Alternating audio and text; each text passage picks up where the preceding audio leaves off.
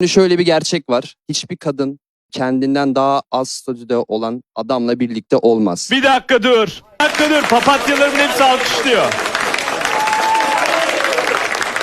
Hayır, bir örnek verebilir miyim? Bir örnek vereceğim. Ne Bir örnek yükseldin? vereceğim. Bir örnek. Otur abi.